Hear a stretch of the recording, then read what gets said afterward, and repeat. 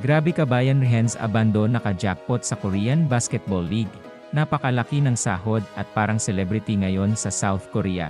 Pero bago natin umpisahan, ay suportahan mo naman ang aking channel.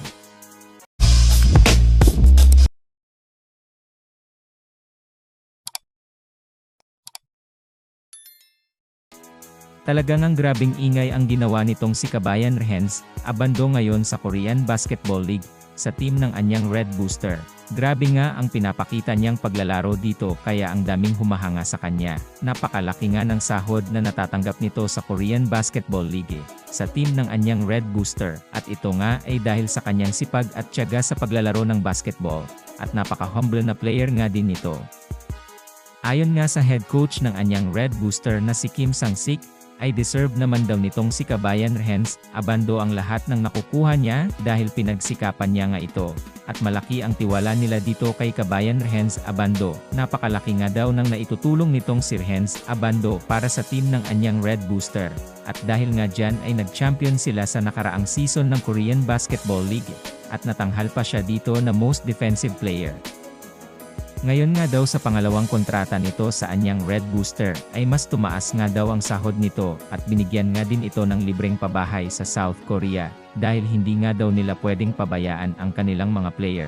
Triple nga ang nagiging sahod ng Pinoy import dito sa Korean Basketball League kung ibabase sa sahod sa PBA.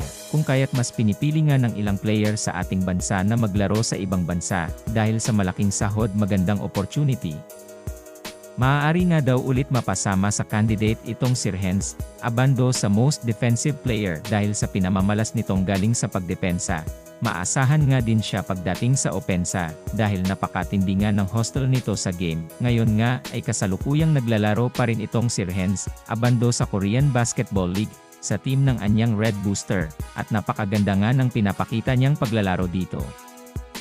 Sa tingin niyo mga kaibigan, malaki kaya ang pag-asa na makuha ulit ni Kabayan Renz Abando ang title ng Most Defensive Player sa Korean Basketball League? Paki-comment naman ng inyong opinyon. Sana nga ay magtagumpay itong si Kabayan kay Soto na masungkit ang kanyang matagal na niyang pangarap na maging isang NBA player. Patuloy nga nating siyang suportahan sa kanyang mga paparating na laban.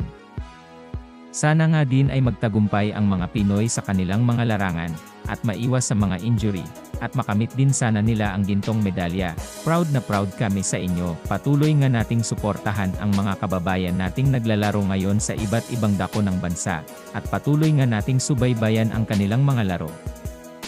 Maraming salamat sa panonood ng aking video. Kung nagustuhan mo ang aking video, ay huwag kakalimutang like and subscribe. At wag mo na din kakalimutang pindutin ang notification button upang updated ka sa aking mga video.